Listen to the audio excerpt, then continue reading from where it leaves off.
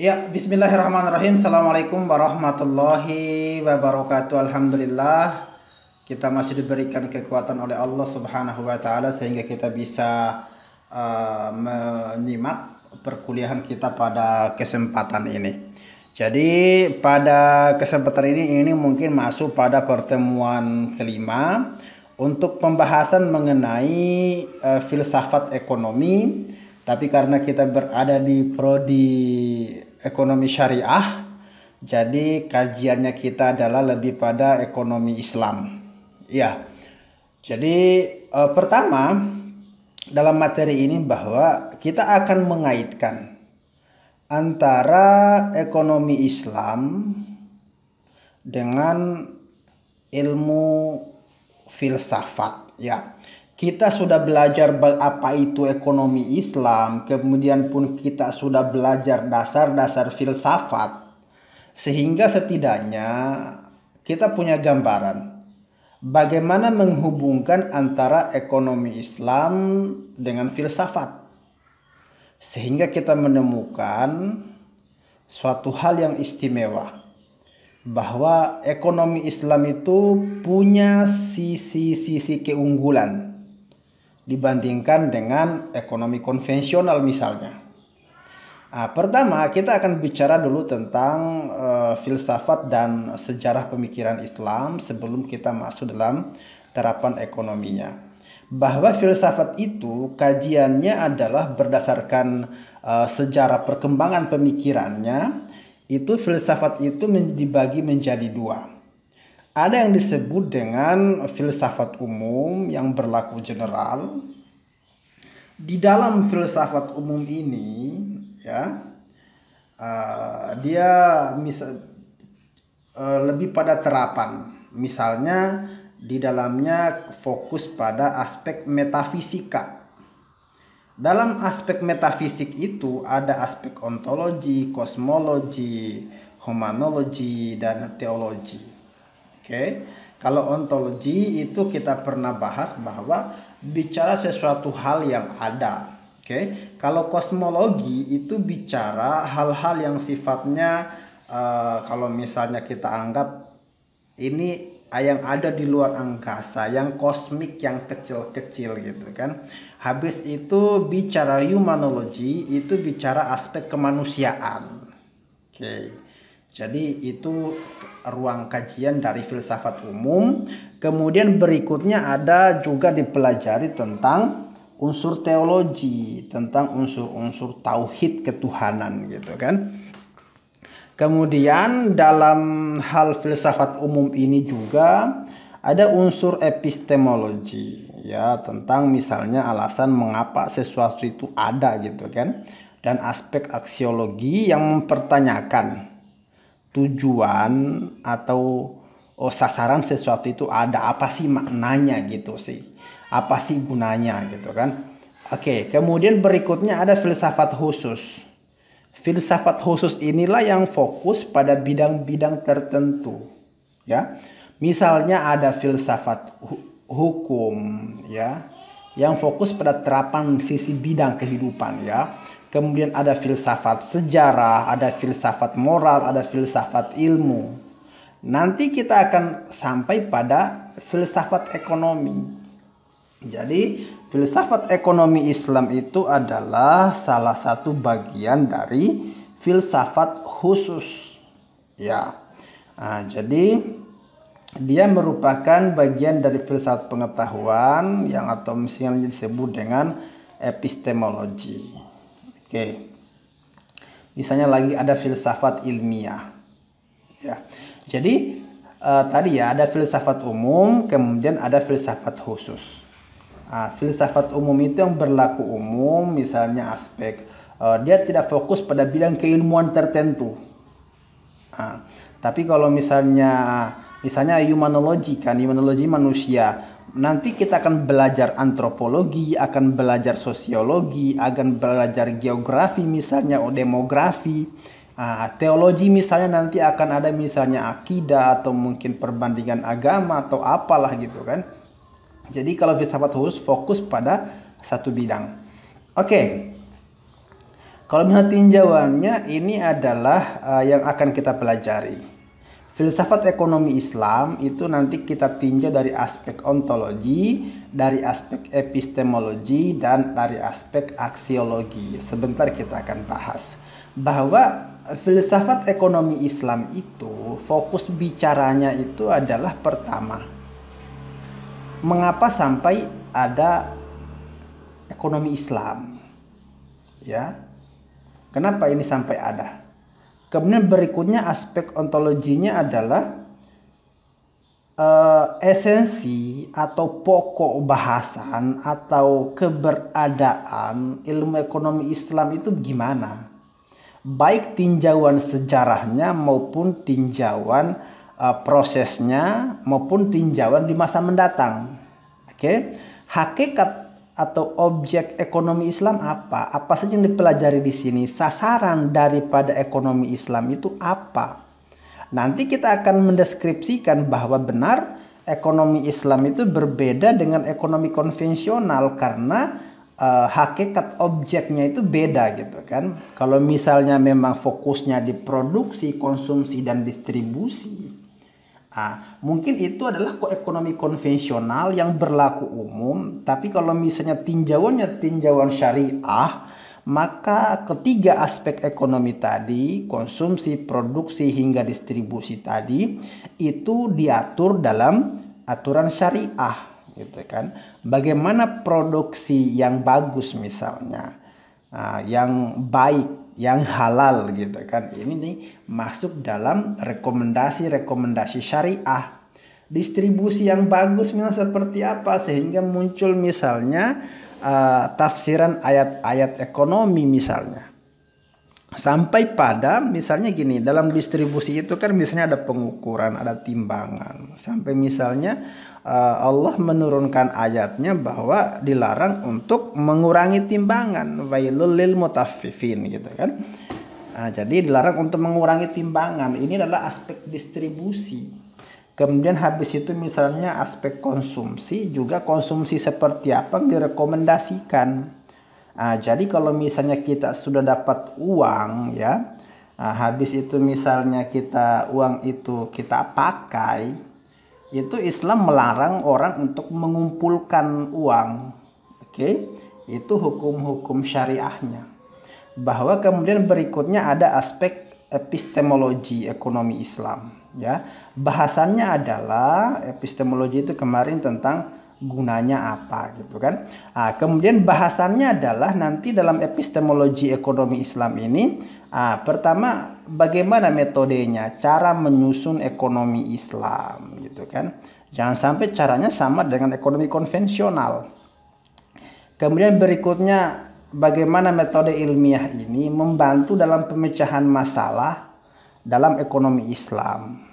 Mungkin karena ini berbaur ijtihad itu mungkin pendapat ya. Jadi bagaimana metode ilmiah memecahkan masalah ekonomi syariah yang berhubungan dengan konsep wahyu?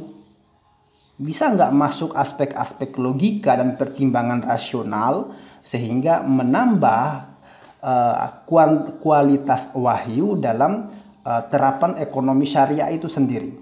Kemudian berikutnya pendekatan yang digunakan dalam mengembangkan ekonomi Islam, bahwa ekonomi Islam ini tidak akan stagnan pada posisi ini, dia akan terus berkembang. Oke, jadi perkembangannya itu nanti gimana metodenya? Apakah misalnya jalan sesuai dengan anjuran syariah atau mungkin tidak gitu kan? Jadi ini kita akan pelajari. Kemudian dari tinjauan aksiologinya itu kita akan bahas tentang misalnya nilai kegunaan dari suatu ilmu ekonomi. Oke. Jadi habis itu tahapan penerapan konsepnya, habis itu masuk pada prakteknya dibandingkan dengan pengembangan konseptual. Jadi ini tinjauannya tadi bahwa filsafat khusus ekonomi syariah, khususnya ekonomi Islam, itu kita bisa tinjau dari aspek ontologi, epistemologi, dan aksiologi. Ontologi itu bicara tentang eksistensi dari ekonomi syariah itu sendiri. Epistemologi itu bicara tentang latar belakang munculnya ekonomi syariah. Kemudian habis itu misalnya pada aspek aksiologi, nilai manfaat daripada ekonomi syariah itu sendiri. Nah, jadi kalau epistemologi tadi itu cara mendapatkan ilmu pengetahuan atau maknanya gitu kan. Nah, kemudian berikutnya ada sarana berpikir keilmuan ekonomi syariah. Oke, pertama yang digunakan dalam ekonomi syariah itu, ekonomi Islam itu, sarana berpikirnya adalah sarana logik, penalaran dan logika. Penalaran itu adalah kegiatan berpikir untuk menghasilkan pengetahuan yang benar. Oke, dalam artian harus logis dan analitis. Logis itu masuk akal. Jadi penalaran, kegiatan berpikir dalam mengembangkan aktivitas ekonomi syariah itu harus analitis, dalam artian kita berangkat dari masalah kemudian kita analisa. Kemudian berikutnya penalaran terkait misalnya bisa berupa penalaran terhadap wahyu misalnya. Kita akan sampai pada aspek hermeneutik atau mungkin tafsir. Hermeneutik itu gini. Konsep pendekatan dalam pemaknaan suatu bahasa, ya, entah itu mungkin kita ambil bahasa wahyu, itu ada hermeneutik, ada dan heuristik gitu kan. Kalau heuristik itu adalah sifatnya tekstual, ya, apa yang tersurat. Nah, jadi pemaknaan didasarkan pada konsep ayat dan hadis yang diturunkan. Itu adalah heuristik. Kalau hermeneutik itu adalah pemaknaan terhadap suatu makna. Nah, jadi ada tafsir, ada ayat yang ada misalnya, habis itu ditafsirkan. Nah, kalau hanya sekedar tafsirnya itu adalah ayat-ayat heuristik gitu kan. Tapi kalau misalnya pada hermeneutik adalah dikatakan makna dalam makna. Jadi kita mengkaji makna sesuatu. Itu adalah kajian hermeneutik. Nah, kemudian tadi logika, tadi kan untuk sarana berpikir dari ekonomi Islam itu adalah penalaran dan logika. Jadi logika itu adalah proses penarikan kesimpulan dengan cara tertentu. Oke, kita boleh menggunakan logika induktif atau logika deduktif. Oke, logika induktif misalnya seperti apa, deduktif seperti apa. Intinya adalah ada penarikan kesimpulan dari umum ke khusus atau dari khusus ke umum. Kita berangkat dari hal-hal yang khusus kemudian kita generalkan. Habis itu kita berangkat dari hal-hal yang umum misalnya kemudian kita khususkan. Nah, kemudian logika itu dapat digunakan untuk menentukan pertama metode penalaran. Kita mau nalar dengan apa? Kita mau berpikir dengan cara seperti apa? Kemudian berikutnya ada metode pemikiran ilmiah, ya, terkait ilmu-ilmu tertentu. Jadi kalau misalnya bahwa kita sepakat, ya, ekonomi syariah itu bagian dari ilmu pengetahuan. Jadi untuk mencapai kebenaran-kebenaran dalam ekonomi syariah itu maka butuh pendekatan keilmiaan. Oke, mungkin nantinya bisa berupa kajian fikih, tafsir, hadis, atau mungkin kajian tasawufnya gitu kan.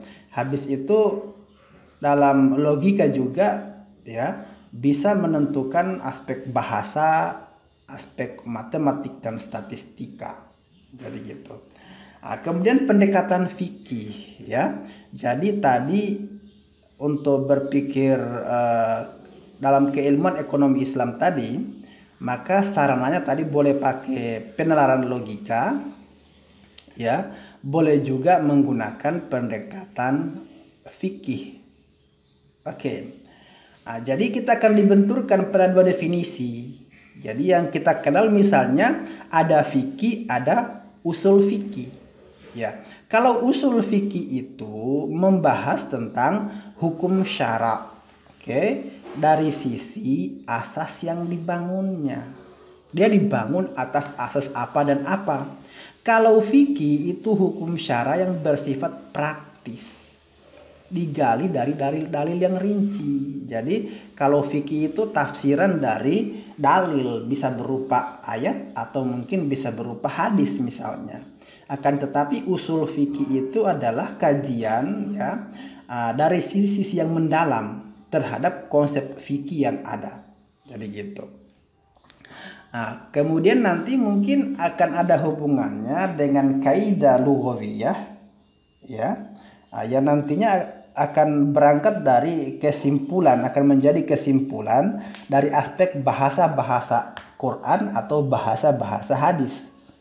Nah, mungkin dengan menggunakan pemikiran induktif. Pemikiran induktif itu seperti saya jelaskan tadi, dia pemikiran yang dari khusus ke umum. Ya, jadi induktif. Dari khusus ke umum. Habis itu nanti kajiannya adalah berupa lafal misalnya. Habis itu aspek bahasa dalam Quran dan hadis kemudian ditafsirkan. Itu adalah kaidah lughawiyah. Kita mengambil bahasa sebagai kaidah untuk bisa menerjemahkan maksud ya daripada sesuatu itu, apakah dia dikatakan sesuai syariah atau tidak sesuai syariat. Tinjauannya kita adalah tinjauan fikih. Kita kembali kepada dasar hukum. Dasar hukum Islam tentunya berkaitan dengan pokok masalah yang sedang dibicarakan. Jadi gitu. Itu adalah pendekatan fikih. Jadi untuk sarana berpikir dalam ekonomi syariah tadi, pertama adalah penalaran dan logika. Kita menggunakan logika dan nalar. Berikutnya kita menggunakan pendekatan fikih berupa misalnya aturan Quran dan aturan hadis gitu. Berikutnya nanti kaidah-kaidah tadi ya, ada misalnya dalam aturan fikih tadi bahwa nanti akan ada kaidah lughawiyah berdasarkan pemaknaan bahasa dan kaidah tasyriyah berdasarkan pengkajian gitu kan. Nanti kita akan berangkat dari, kalau kaidah lughawiyah itu berangkat dari dalil-dalil yang rinci sehingga melahirkan fikih. Habis itu kalau misalnya dari kaidah tasyriyah itu berangkatnya ada dua. Jadi dia berangkat dalil yang rinci sekaligus dalil yang umum. Kemudian tujuannya adalah untuk kemaslahatan, gitu kan. Jadi kalau misalnya hal-hal yang belum dikaji ya dalam aspek kebahasaan, dalam artian dia adalah bukan hukum tersurat, akan tetapi dia tersirat yang membutuhkan pemaknaan ya secara hermeneutik tadi, maka nantinya tujuannya adalah kemaslahatan. Ada beberapa hukum yang belum diatur dalam Quran, juga belum diatur dalam hadis, sehingga kita butuh pengkajian secara mendalam, dalam artian bahwa hukum itu dibutuhkan untuk kemaslahatan umat gitu kan. Nah, utamanya misalnya kita bicara masalah ini, masalah kemaslahatan ini berkaitan dengan aspek-aspek ekonomi. Bahwa ekonomi modern itu ya ada beberapa hal yang belum dikaji dari sejak lama, dari misalnya ekonomi klasik gitu kan. Jadi kalau misalnya dulu itu hanya terbatas pada riba. Riba itu adalah misalnya meminjam satu nanti kembalinya dua. Akan tetapi dalam terapan modern, konsep riba tidak lagi terbatas pada itu. Akan tetapi manusia sudah berupaya ya, namanya kegiatan ekonomi adalah untuk mendapatkan untung ya, untuk mendapatkan profit. Maka mereka berusaha bagaimana sesuatu hal itu bisa dilakukan dalam artian selamat dari konsep aturan riba klasik misalnya dalam Quran dan hadis. Akan tetapi di dalamnya masih ada gitu kan. Jadi beberapa hal meskipun mungkin dalam perbankan syariah masih ada praktek-praktek seperti itu. Jadi fungsinya fikih itu, usul fikih itu untuk mengkaji masalah-masalah ini supaya umat selamat ya, untuk kemaslahatan umat.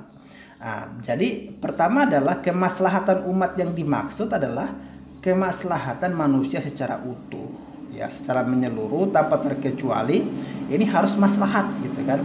Kemudian kemaslahatan yang dimaksud adalah untuk menghindari kerusakan. Nah, misalnya dalam hal ekonomi misalnya utamanya yang berkaitan dengan eksplorasi sumber daya alam, ya, bahwa bagaimana misalnya kegiatan produksi, ya, yang mengancam atau punya indikasi membahayakan sisi lingkungan misalnya, sisi kemanusiaan jangka panjang, meskipun bukan sekarang tapi jangka panjang akan berefek. Maka ketika misalnya Al-Quran dan hadis tidak mengatur itu, maka ini butuh pengkajian mendalam gitu kan. Nah, jadi habis itu misalnya dari segi kepastian hukum dan rasa keadilan. Oke. Jadi itu konsepnya.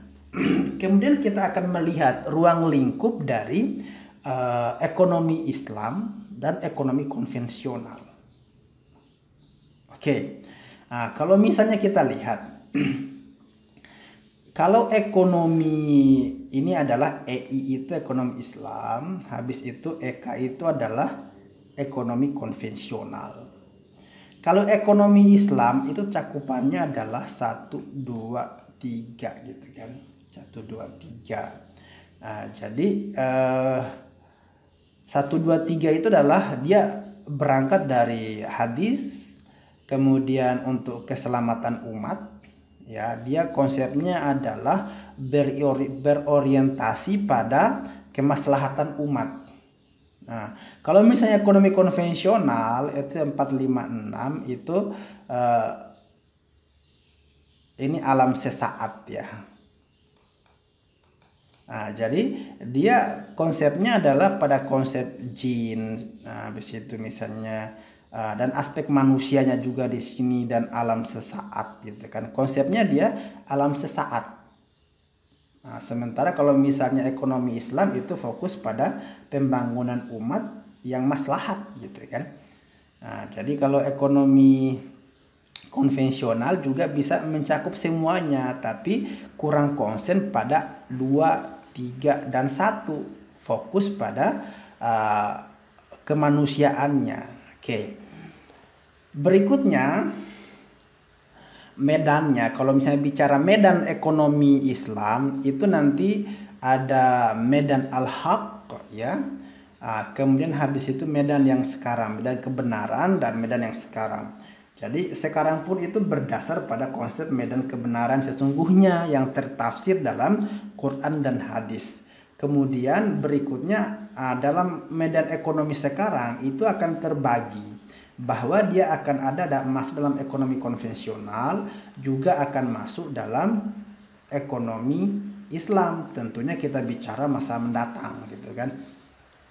Jadi kalau misalnya kita berangkat dari konsep definisi heuristik ya, jadi misal heuristik itu yang berangkat dari pemaknaan tafsir, maka sebenarnya medan daripada ekonomi itu adalah ruang lingkupnya pada school of thought.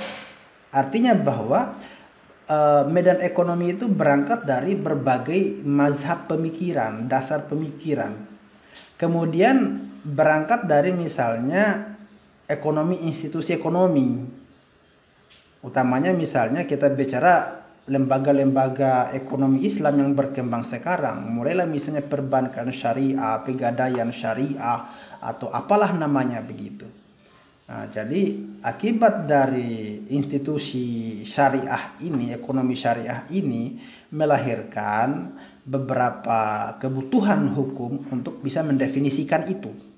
Kemudian berangkat misalnya dari political will, dari kemauan politik, di mana sekarang ekonomi syariah sedang digenjot. Bahkan misalnya kemarin-kemarin beberapa bank syariah yang menjadi milik BUMN itu di-merger jadi satu. Ini adalah bagian dari kegiatan politik. Dalam artian sebenarnya sasarannya juga adalah kemaslahatan umat gitu. Kemudian habis itu maksud dan tujuan dari segi syarak. Nanti ini bahwa sasaran dari ekonomi syariah itu adalah ya terpeliharanya agama, utamanya Islam, yang mengatur masalah ekonomi, terpeliharanya jiwa. Oke. Jiwa manusia, terpeliharanya akal, terpeliharanya harta. Jadi hadirnya ekonomi Islam ingin melindungi beberapa bagian itu supaya ya kita istilahnya maslahat selamat dunia akhirat. Nah, jadi itu yang diinginkan. Berikutnya yang keempat adalah cabang filsafat, utamanya kita kaitkan dengan ekonomi Islam. Pertama misalnya tinjauan dari aspek ontologi, ya, yaitu tinjauan aspek ontologi ini bicara tentang eksistensi apa. Oke, sesuatu itu apa, dari mana asalnya, kemana segala sesuatu itu arahnya, kemana akhirnya. Jadi ontologi dalam kajian ekonomi syariah itu bicara tentang whatness, esensinya apa. Kalau kita bicara ekonomi, esensi ekonomi itu apa? Fokus bicaranya apa gitu kan? Kalau kita bicara produksi, apa yang dibuat dalam produksi itu, kemudian habis itu bahan yang diproduksi itu dari mana? Oke. Kalau kita sudah bicara asal muasal, maka akan muncul kaidah-kaidah fikih di situ. Apakah halal, apakah haram? Nanti outputnya, uangnya akan dikemanakan. Nah, ini lagi masuk dalam definisi aspek ontologi. Jangan sampai uangnya digunakan ke hal-hal yang haram misalnya, maka disitulah dimunculkan ekonomi syariah supaya sumber dan sasarannya itu sesuai dengan aturan Islam gitu. Kemudian ada aspek epistemologi. Epistemologi itu bicara tentang pengetahuan atau knowledge, ya. Nah, berarti dia bicara merupakan ilmu tentang pengetahuan, ya, atau teori tentang sesuatu. Jadi kalau misalnya epistemologi itu kita bisa definisikan bahwa ia cabang filsafat yang bicara tentang sumbernya, ya. Nah, persoalan yang ingin dijawab adalah sumbernya dari mana. Tapi dia bicara pada konsep pengetahuannya. Ya, kalau misalnya tadi haramnya kenapa? Ya, sumbernya misalnya apakah dia hadis atau Quran gitu kan. Habis itu misalnya di mana dia adanya misalnya gitu. Ini bicara hal-hal yang lebih konkret ya, lebih faktual yang bisa dibuktikan dari segi konsep Quran maupun hadisnya misalnya. Nah, kemudian habis itu apakah tinjauannya misalnya bisa diambil oleh indera untuk dibuktikan bahwa ia benar atau tidak. Jadi kemudian kalau misalnya menurut Muhyar Fanani bahwa epistemologi itu ingin menjawab 3 pertanyaan. Ya. Yang pertama adalah persoalan asalnya. Yang kedua persoalan hakikatnya. Dan yang ketiga adalah persoalan sesuatu itu apakah benar, apakah baik, apakah halal misalnya gitu. Jadi itu adalah kajian daripada aspek epistemologi. Kemudian kalau menurut Al-Jabiri ya mendefinisikan bahwa aspek epistemologi itu dibentuk menjadi 3.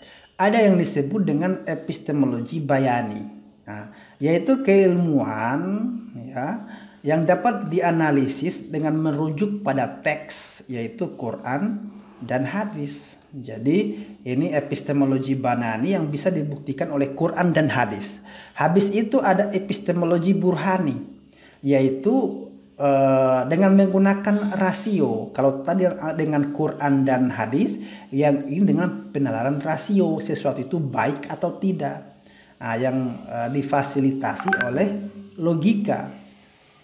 Sesuatu itu hal benar, misalnya ketika itu bisa diterima oleh akal.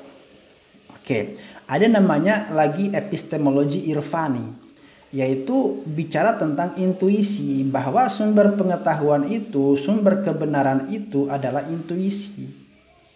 Jadi kalau misalnya intuisi bilang benar, maka benarlah ia. Kalau intuisi bilang salah, maka salahlah dia. Kemudian pada aspek aksiologi. Nah, aksiologi itu adalah cabang filsafat yang belajar tentang nilai. Ya. Jadi nilai dari segi nilai keindahan, nilai kebaikan, nilai rasionalitas misalnya, nilai estetika, nilai etika ya. Jadi aksiologi itu bicara tentang manfaat, tentang whyness. Mengapa sesuatu itu ada, tujuannya apa, fungsinya apa. Jadi gitu. Itu bicara dalam tataran aksiologi. Jadi yang kedua adalah bahwa kalau misalnya kita bicara tentang implementasi filsafat dalam ekonomi Islam misalnya, pertama adalah ada aspek ontologi ya, bahwa dia menggunakan kebenaran akal atau mungkin wahyu. Habis itu ada aspek epistemologi, ini bicara tentang iman ya. Habis itu ada aspek aksiologi, itu bisa bicara tentang manfaat. Habis itu misalnya 3 cabang pokok filsafat dan implementasinya dalam Islam, dalam ekonomi Islam. Jadi sekarang masuk pada terapannya ontologi ekonomi Islam, bahwa pertama itu bicara persoalan wilayah kajian ilmu pada sasaran ekonomi Islam. Oke. Misalnya wilayah kajian ekonomi Islam. Jadi ekonomi syariah atau ekonomi Islam itu ya, wilayah kajiannya sama dengan ekonomi konvensional. Hanya bedanya pada sudut pandang. Kalau sudut pandang ekonomi konvensional adalah general, umum di masyarakat. Kalau misalnya ekonomi syariah itu dia berkembang dari dari rekomendasi Quran dan hadis. Jadi gitu. Meskipun misalnya gini, kegiatan ekonomi itu dapat dibagi menjadi 3, ada produksi, konsumsi, dan distribusi. Olehnya ekonomi Islam fokus apakah misalnya kegiatan produksi memenuhi unsur-unsur syariah, apakah konsumsi memenuhi unsur syariah, begitu pula dengan distribusi. Jadi Islam masuk di ranah itu untuk mengatur sesuatu hal itu baik ya, baik untuk bisa dilakukan dalam hal kemaslahatan umat. Berikutnya, kalau Muhammad Akram ya mendefinisikan bahwa kajian daripada ekonomi Islam itu punya 12 tema. Pertama, ekonomi Islam membahas tentang kepemilikan ya. Membahas tentang kepemilikan. Misalnya ini milik si A, milik si B. Dalam kepemilikan itu punya indikator dasar klaim. Oke, jadi ekonomi Islam membahas itu sampai misalnya pada akhirnya harta-harta yang dimiliki oleh keluarga itu merupakan aset ekonomi, itu Islam mengatur sampai pada perpindahan tangan dari orang tua ke anaknya dalam bentuk hukum waris. Habis itu Islam mengatur tentang kekayaan. Di sini bicara tentang zakat daripada kekayaan itu sendiri, atau mungkin cara mendapatkan atau arah di manakah kekayaan itu akan digunakan. Kemudian bagaimana Islam mengatur tentang cara mencari rizki. Tentunya rezeki yang halal, bagaimana konsep usaha dan bisnis dalam ekonomi Islam. Kemudian misalnya bicara tentang tanah, kepemilikannya dan pembagiannya. Kemudian bagaimana perburuannya, bagaimana modalnya. Sikap konsumennya pun diatur dalam Islam. Mekanisme pasar bagaimana, itu rujukannya adalah rujukan Quran dan hadis gitu kan. Habis itu nanti sampai pada uang dan kredit. Ini Islam sangat ketat mengatur ini. Kemudian keuangan negara, pembangunan ekonomi hingga pada nilai ekonomi. Oke, jadi Islam fokus membahas, ekonomi Islam fokus membahas pada 12 topik ini. Ini adalah kajian berdasarkan Muhammad Akram gitu kan. Jadi sementara itu berkembang sesuatu bahwa dari 12 kategori tadi itu bisa dikelompokkan jadi 3 ya. Ada faktor produksi misalnya. Di sana ada berbagai indikator yang berperan dalam faktor produksi, dari misalnya asetnya, dari tenaga kerjanya sampai pada modalnya. Kemudian dari aspek konsumsi ya, distribusi hingga konsumsinya itu juga diatur, sampai pada masalah-masalah ekonomi yang berkaitan dengan rezeki, kekayaan dan kepemilikan itu diatur dalam ekonomi Islam. Namun demikian bahwa berkembang suatu ijtihad, ya, bahwa ruang lingkupnya itu bisa berbeda, ya. Jadi nanti akan sampai pada jurisprudensi ekonomi syariah atau fikih muamalah, kemudian pada ekonomi mikro, ekonomi makro, hingga sampai pada kebijakan fiskal dan moneter. Jadi gitu. Nah, kemudian ekonomi Islam itu, ya, kita bisa samakan dengan ekonomi konvensional dalam beberapa sisi-sisi yang lain. Akan tetapi dia lebih detail, ekonomi Islam itu lebih detail mengatur pada hal-hal sesuatu itu benar atau tidak, baik atau tidak. Nah, itu konsepnya, bahwa ilmu ekonomi Islam itu berisi tentang pengetahuan, penerapan perintah-perintah atau tata cara yang telah diatur oleh syariah untuk mencegah ketidakadilan, monopoli, ya, dan penggunaan sumber daya material yang berlebihan. Nah, jadi itu konsepnya. Kemudian habis itu ekonomi syariah ini datang belakangan sebagai wujud dari perbaikan ekonomi konvensional, karena dalam ekonomi konvensional ada beberapa hal yang belum diatur, ya, yang belum diatur, sehingga orang-orang Islam merasa ini perlu diatur sehingga kita tidak terjebak dalam dosa.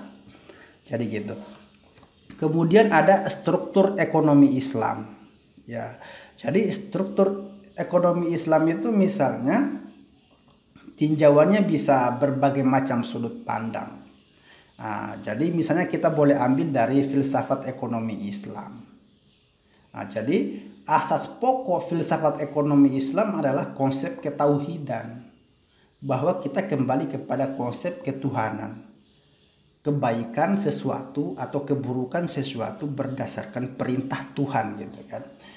Jadi kalau misalnya Khursyid Ahmad, ya, itu memberikan 3 asas, ya, dari ekonomi Islam. Yang pertama boleh berupa asas rububiyah, khilafiyah, sampai pada tazkiyah, ya. Kemudian berikutnya misalnya ada beberapa pendapat lain bahwa yang mengatakan asas yang perlu dipegang teguh oleh ekonomi syariah atau ekonomi Islam itu misalnya adalah asas keadilan. Sementara itu misalnya Saifuddin itu mengatakan bahwa filsafat ekonomi Islam itu nanti pokoknya ada 3. Pertama adalah dia bicara tentang apa yang akan kita lakukan di dunia ini. Kemudian dalam perlakuan itu kita selalu mengakui bahwa Allah itu esa. Kemudian bahwa suatu saat itu akan dimintai pertanggungjawaban, ya. Jadi konsepnya itu konsep awal, proses, dan akhir, gitu kan. Kemudian berikutnya nilai dasar dalam ekonomi Islam itu punya 3 nilai dasar, yaitu dasar kepemilikan, keseimbangan, dan dasar keadilan, ya. Kemudian berikutnya nilai instrumental, ya. Nilai instrumental itu nilai terapan yang ada dalam ekonomi syariah atau ekonomi Islam. Misalnya dalam harta harus ada zakat. Kemudian dalam transaksi ekonomi itu nggak boleh riba. Dalam kerja ekonomi itu butuh komitmen yang pasti, ya.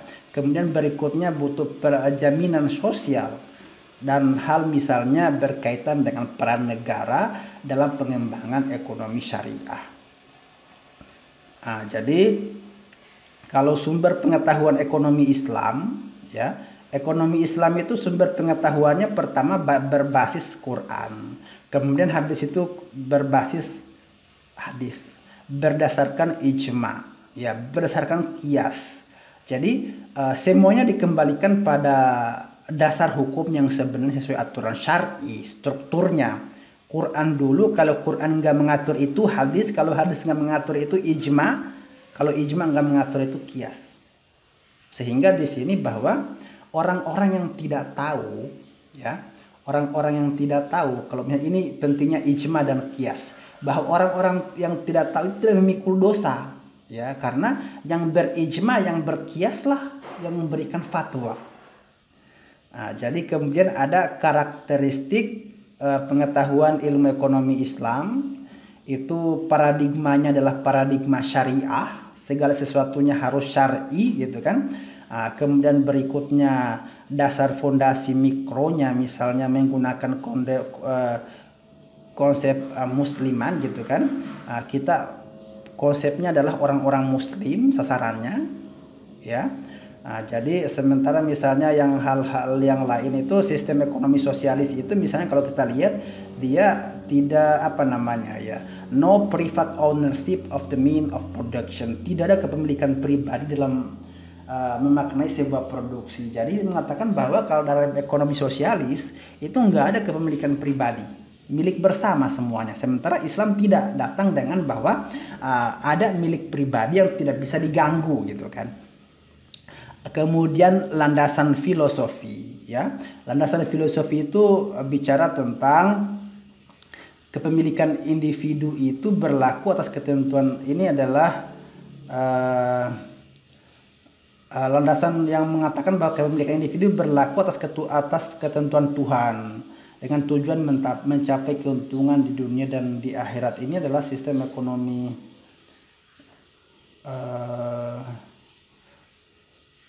filosofi sistem ekonomi Islam. Itu ekonomi Islam ya, bahwa kepemilikan itu pemilikan Tuhan. Kalau misalnya landasan filosofi ekonomi sosialis mengatakan bahwa itu hasil dari hubungan timbal balik materi ya. Saya kaya misalnya karena saya punya usaha itu.